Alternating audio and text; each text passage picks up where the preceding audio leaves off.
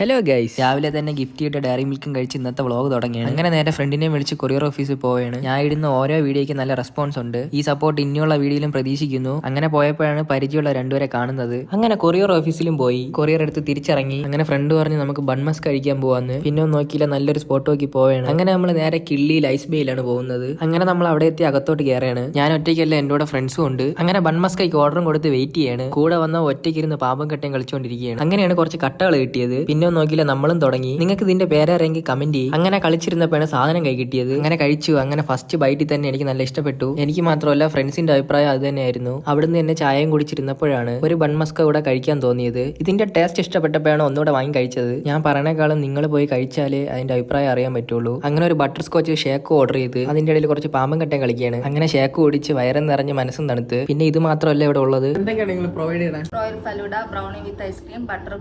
അങ്ങനെ പലതരം ഷേക്കും ഐസ്ക്രീമും ഉണ്ട്. ഗൈസ്, അങ്ങനെ ലൊക്കേഷൻ വരുന്നത് കാട്ടാട കിള്ളി മെഡിസിറ്റിയുടെ അടുത്താണ്. അങ്ങനെ അവിടെ നിന്ന് ഇറങ്ങി വീട്ടിലോട്ട് പോവുകയാണ്. അപ്പോൾ അടുത്ത വീഡിയോ കാണാം. Bye guys.